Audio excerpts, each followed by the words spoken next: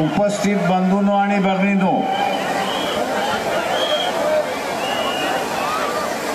घोडा मैदान आता जवळ यायला लागले हे आपण लक्षात घ्या।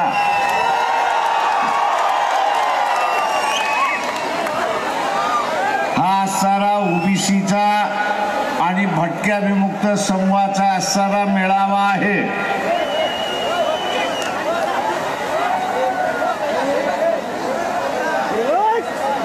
मी सर्वात प्रथम या ठिकाणी ओबीसी आणि भटक्या विमुक्तांना धन्यवाद देतो की ते स्वतःच्या पैशाने कुठल्याही प्रकारची गाडी घोडा कोणाकडे न, खऱ्या अर्थाने हा लढा सुरुवात झाला असं मी मानतो। आपणच सोडवू शकतो, दुसरा कोणीच सोडवू शकत नाही। हे सत्याने सोपा असणारा प्रश्न आहे आणि तो म्हणजे की आम्हाला मिळाले। मित्रो,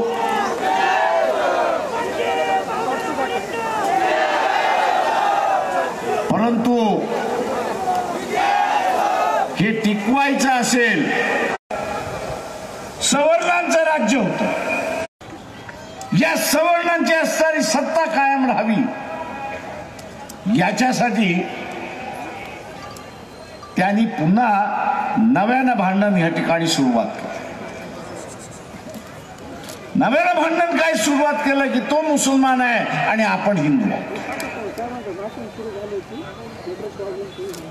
तो मुसलमान आहे आणि आपण हिंदू आहोत, हे भांडण त्या ठिकाणी सुरुवात केलं। आणि मुसलमान सत्तेवरती आला नाही पाहिजे म्हणून तुम्ही मलाच सत्तेवरती बसवा अशी असणारी परिस्थिती। आम्ही सत्तेवरती बसू, तुम्ही आम्हाला सत्ते मताच्या रूपाने बसा। आता भूमिका आपली बदलली पाहिजे आणि ती म्हणजे मीच सत्तेवरती बसेल असं ओबीसी आणि भटक्यांनी ठरवलं पाहिजे।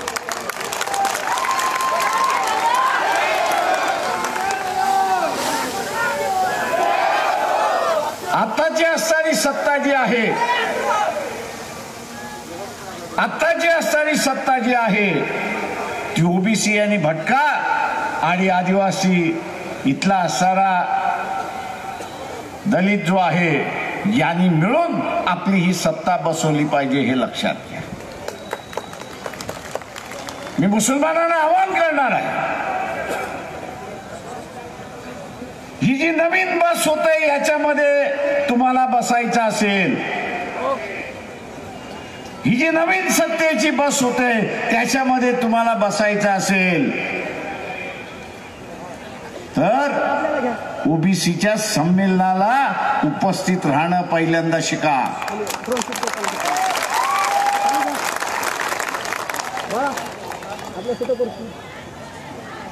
ओबीसींच्या, भटक्यांच्या, फुले शाहू आंबेडकरी वाद्यांच्या सभा संमेलनामध्ये सहभाग व्हायला सुरुवात केला, तुम्ही सहभाग व्हायला सुरुवात केला तर तुम्हाला स्वीकारल्या जाईल हे लक्षात घ्या। कारण ही वंचितांची चळवळ आहे आणि जो जो उपेक्षित आहे त्या उपेक्षिताला न्याय देण्याची आमची असणारी भाषा या ठिकाणी। मी आजच जरांगे पाटील यांचं असणारं एक वक्तव्य ऐकलं, माझा त्यांना सल्ला आहे,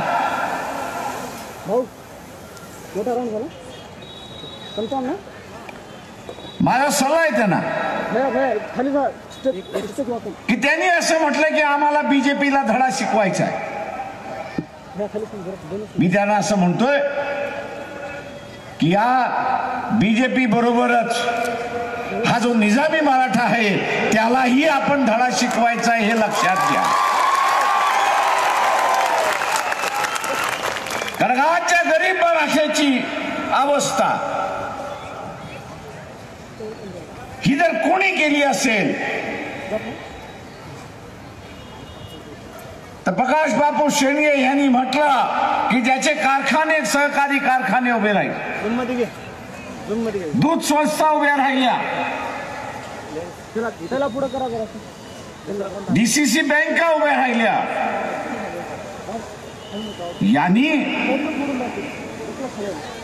या गरीब मराठ्याला या संस्थेमध्ये पाय ठेवू दिला नाही अशी असतानी परिस्थिती, त्या संस्थेमध्ये भागीदार सुद्धा करून घेतला नाही अशी असतानी परिस्थिती. आणि म्हणून माझं जयरांगे पाटील यांना असणारी विनंती आहे, सल्ला आहे की फडणवीसांबरोबर बीजेपी बरोबर हिशेब करायचा असेल तर या निजामी मराठ्यांचा जोपर्यंत तुम्ही हिशेब करणार नाही तोपर्यंत गरीब मराठ्याला न्याय देऊ शकणार नाही हे आपण लक्षात. जे शिवाजी महाराजांनी केलं त्यांनी मावळ्याला हाताशी धरलं, 17-18 पकड जातीच्या मावळ्यानं त्यांनी असताना हाताशी धरलं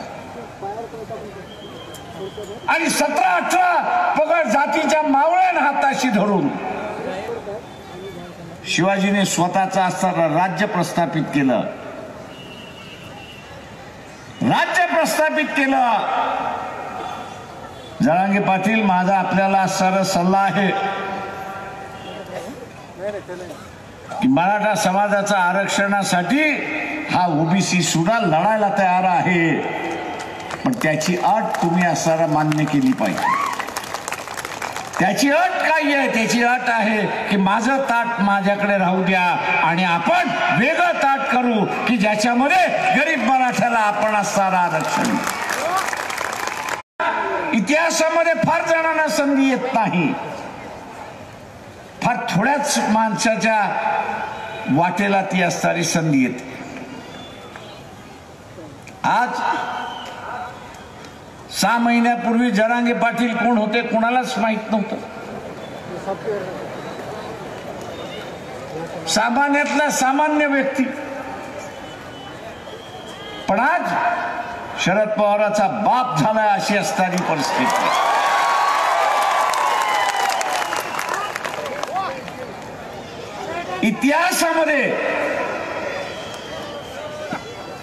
इतिहासामध्ये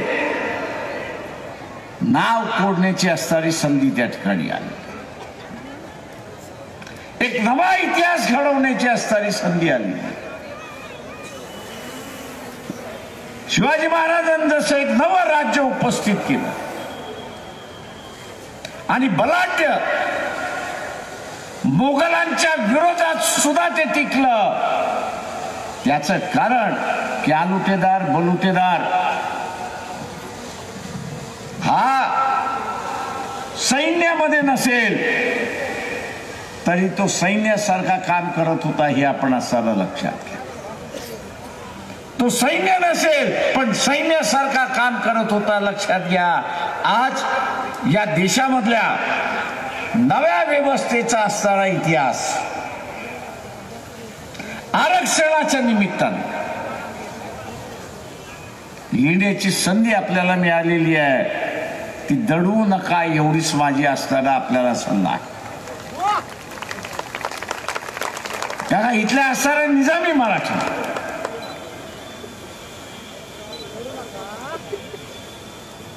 अण्णाराव पाटील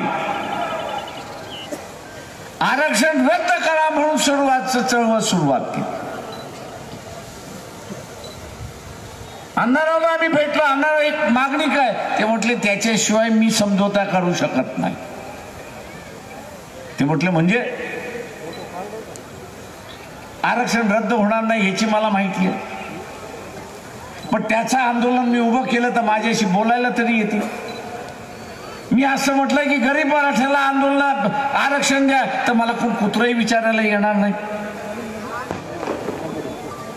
कोण कुत्रही विचारायला येणार नाही. आणि म्हणून ते आंदोलन पचलं गेलं. त्याच्यानंतर शशिकांत पवारांनी मराठा महासंघ त्यांनी काढला गरीब मराठ्यांचे प्रश्न त्यांनी बेटीवर राखण्याचा प्रश्न केला, तोही संपला, पचवलं.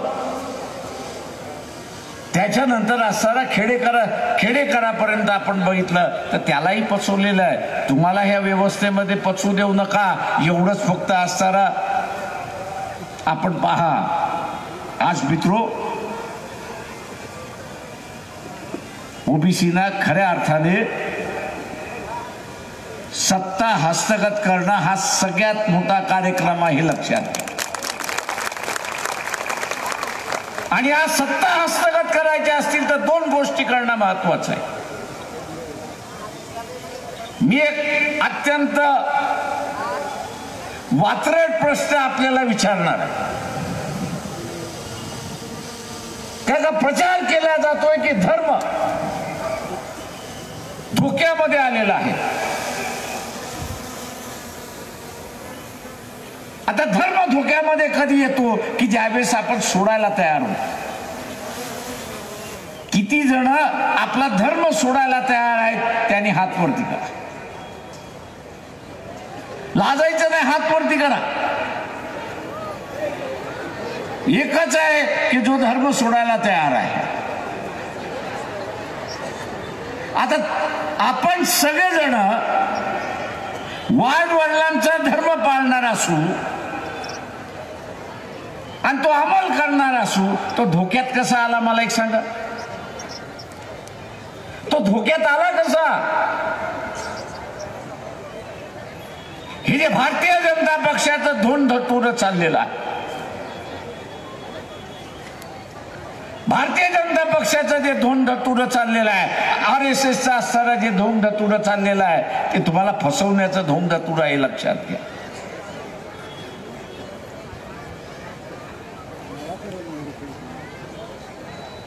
RSS बीजेपीचा असणारा जो धर्म आहे तो तुमचाही धर्म आहे, आपलाही धर्म आहे. ते जर असेल तर मग ओबीसीच्या विद्यार्थ्याला स्कॉलरशिप का नाही? आरक्षण इंदिरा सायानीच्या आणि VP सिंगामुळे असणारं या ठिकाणी मिळालं, पण त्या ओबीसीच्या विद्यार्थ्याला स्कॉलरशिप का नाही? आज ओबीसी सुद्धा, म्हणून मी नरसीच्या सभेमध्ये म्हटलं होतं की कुठला राजकीय पक्ष आपला ओबीसीने ठरवण्याची वेळ आलेली आहे. ओबीसीने ठरवण्याची वेळ आलेली आहे. जो राजकीय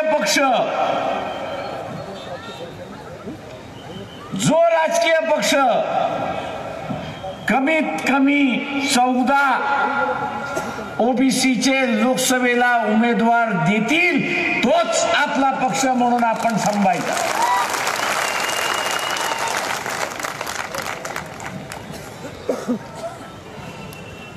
कारण का ओबीसीचं आरक्षण वाचवायचं असेल तर हा खासदार आणि आमदारच वाचू शकतो, हे लक्षात घ्या. आपण रस्त्यावरनं फक्त वातावरण तयार करू शकतो.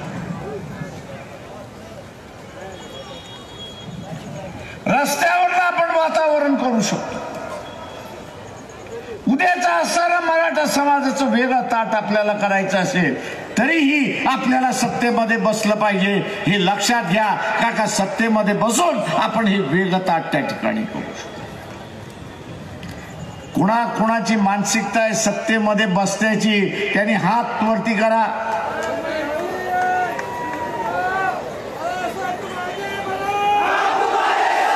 त्याच्यामुळे उद्या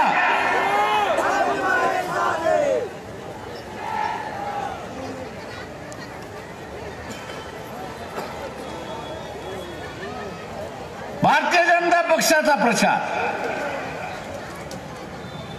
आम्ही राम मंदिर बांधलं, ते उद्घाटन केलं.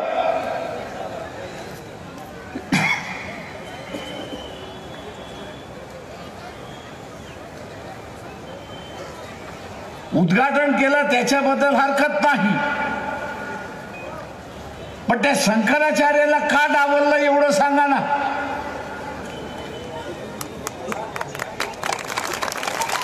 तुम्ही तुम्ही धार्मिक आहात असं म्हणता ना,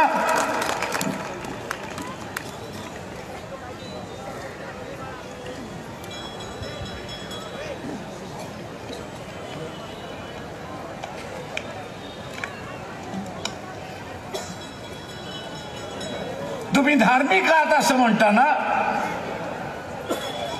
मग शंकराचार्याचा सल्ला का मानला नाही?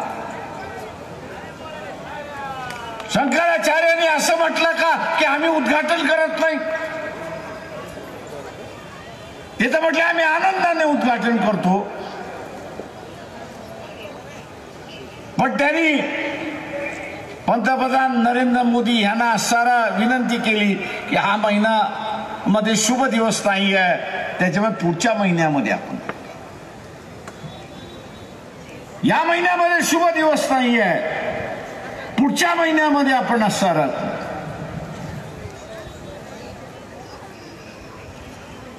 पण हेकेखोर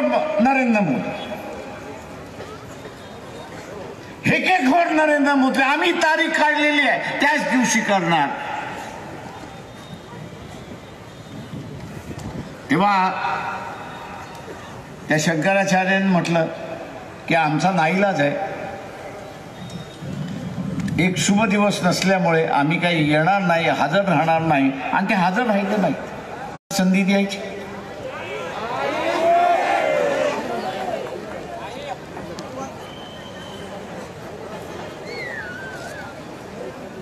आपण एक लक्षात घेतलं पाहिजे की देशाचा गाडा हाकायचा,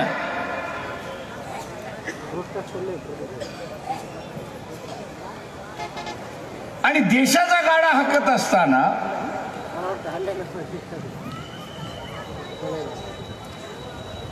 त्या माणसाकडे हेकेखोरपणा असून चालत नाही.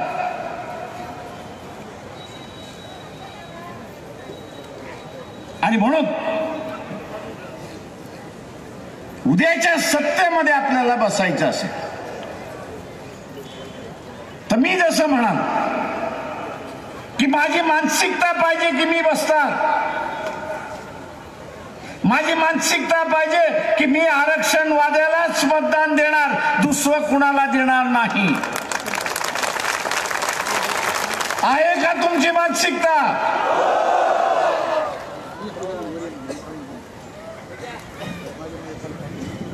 दुसरी बाब,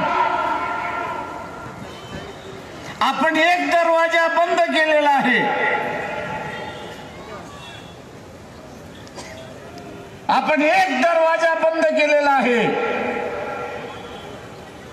दुसरा दरवाजा आपल्याला खोलावा लागणार आहे, खोलावा लागणार. आणि दुसरा दरवाजा कुठला?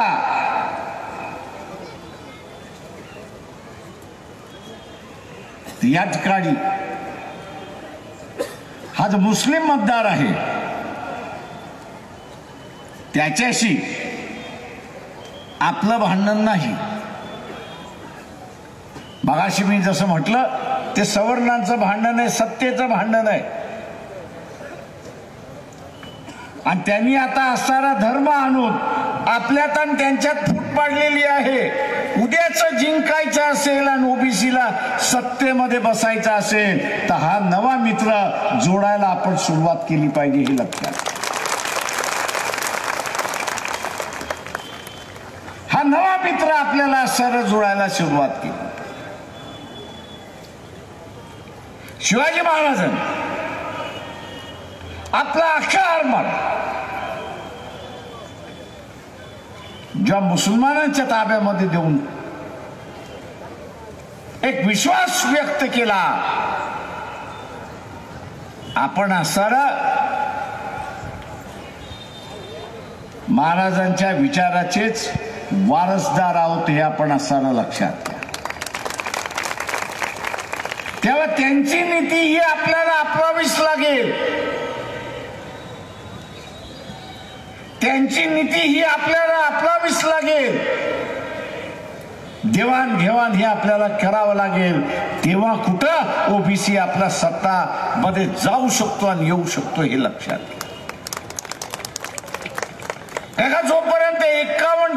मतदार आपण होत नाही.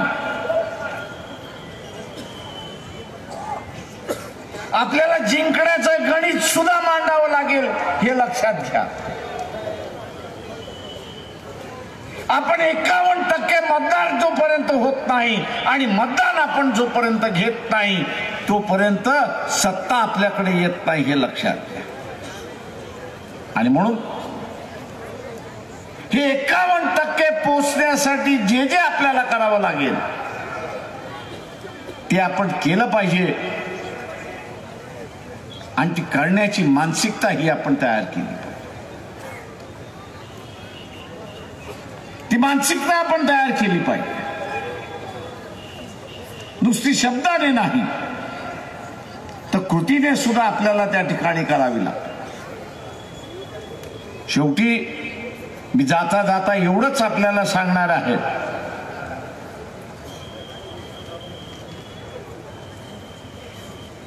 की वंचितचा जो उमेदवार, महासंघाचा जो उमेदवार